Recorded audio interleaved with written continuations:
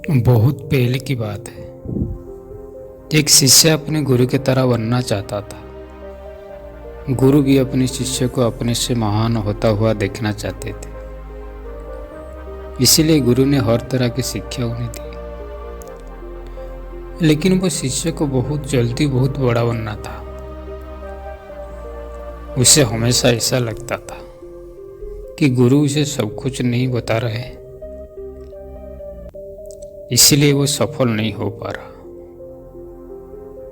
तो एक दिन उसने सोचा, क्यों ना मैं गुरु पर नजर रखूं और देखो गुरु पूरे दिन क्या क्या कर रहे हैं। हर रोज वो गुरु का पीछा करने लगा। वो हर दिन गुरु को छुप छुप कर देखता रहा। सुबह उठने से लेकर रात को सोने तक भी गुरु क्या क्या कर रहे हैं, कहाँ जा रहे हैं, कैसे ध्यान कर रहे हैं, कैसे भोजन कर रहे हैं, सब कुछ वो देखता रहा। उसने भी वही सब करने शुरू कर दिया। एक सुबह नदी के किनारे जाते हुए गुरु ने देखा कि उनका शिष्य अपने साथ साथ चल रहा है। उसने भी उसी घाट में स्नान किया जहाँ गुरु ने रोज स्नान करते थे। वे भी उस चट्टान के पास जाकर ध्यान किया जहाँ गुरु रोज ध्यान किया करते थे। और गुरु से पहले वो जाकर वो चट्टान के ऊपर बैठ गया और ध्यान करने लगा। ये देखकर गुरु मुस्कुराए और पास में कोई दूसरी चट्टान पर बैठकर ध्यान करने लगे।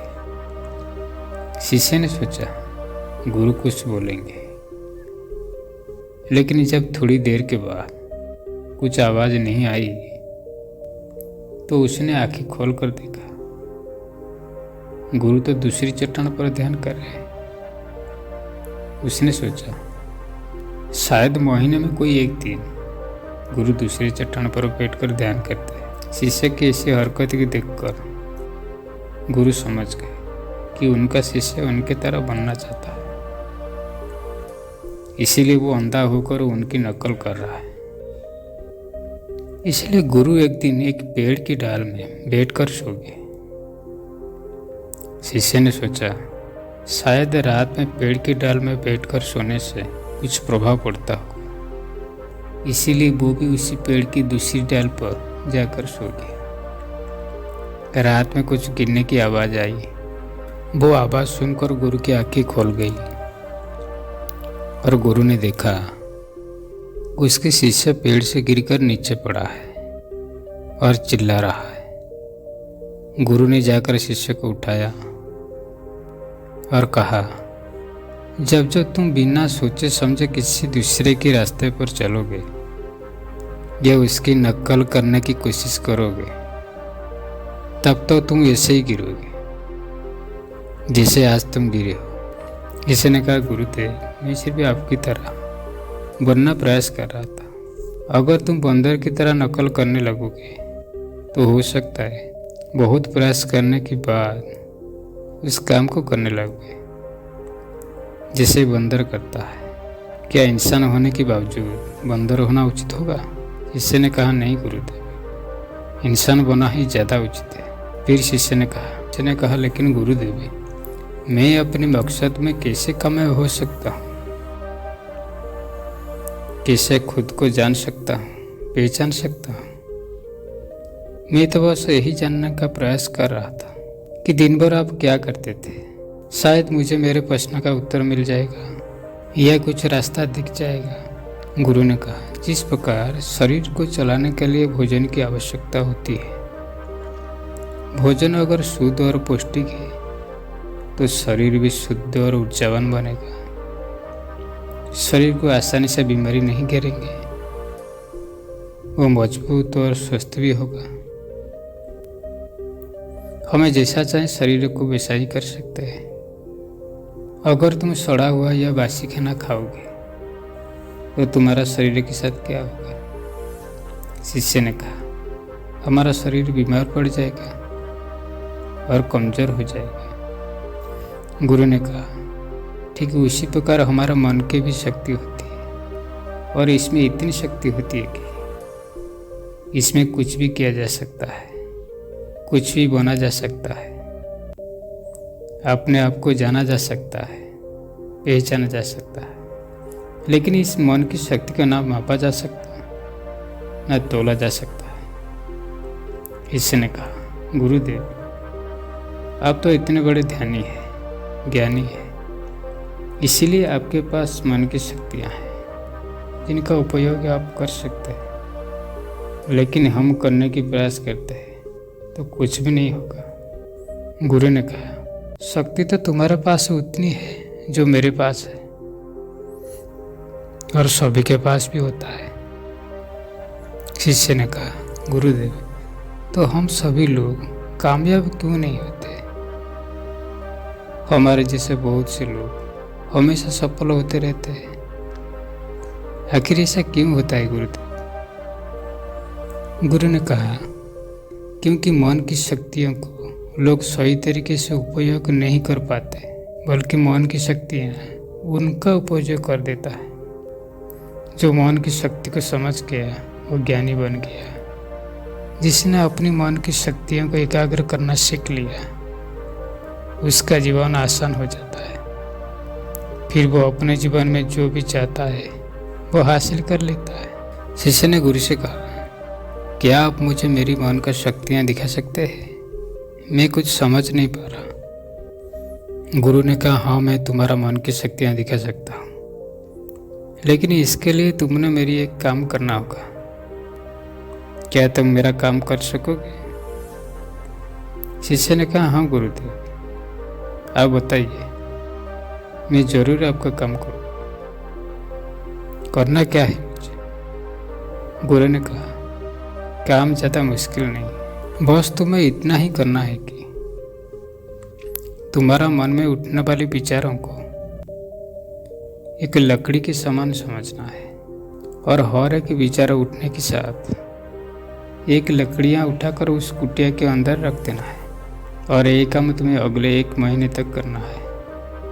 ध्यान रहे, एक विचार के लिए 1 लकड़ियाँ होना आवश्यकता है, ताकि तुम्हारा कोई भी विचार मुझे छूट ना पाए।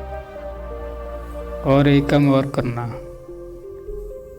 अपने उन विचारों की लकड़ियों को जो तुम्हें ध्यान और ज्ञान प्राप्त करने में आए, उसे कुटिया का बाहर रख देना।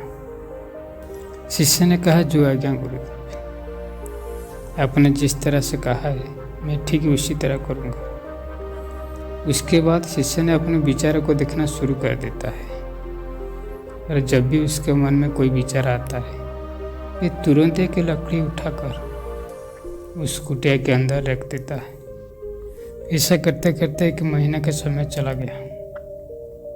फिर शिष्य गुरु के पास जाकर बोला, गुरुदेव 1 महीना का समय बीत चुका है और मैंने वैसा ही किया जैसा आप बताए थे। अब आप मेरी मन की शक्तियाँ को दिखाइए। गुरु ने शिष्य के साथ उस कुटिया में गए जहाँ उसने लकड़ियाँ को इकट्ठा किया था। गुरु ने देखा पूरी कुटिया छोटी छोटी लकड़ियों से भरी हुई है, यहाँ तक कि कुछ लकड़ियाँ कुटिया के बाहर भी गिरी हुई है। गुरु ने पूछा, तुम्हारे ज्ञान और ध्यान के विचार वाली लकड़ियाँ कहाँ हैं? शिष्य ने बाहर पड़ी कुछ लकड़ियाँ लाकर गुरु के सामने रख दिया और कहा यही है ज्ञान और ध्यान के विचार की लकड़ियाँ। गुरु ने उन लकड़ियों को गिनने के लिए कहा। जब शिष्य ने लकड़ियों को गिना वो सिर्फ 24 लकड़ियाँ ही निकले। गुरु ने कहा, अब बस तुम्हें एक काम और करना है, क्या तुम कर सकते हो?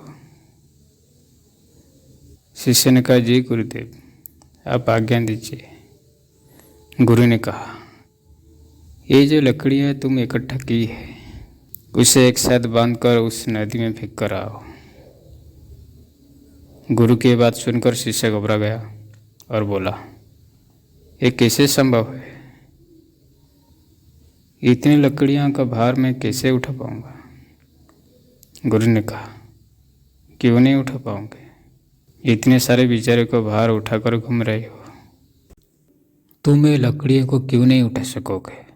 शिष्य ने कहा, लेकिन गुरुदेव, विचारों में कहाँ वजन होता है?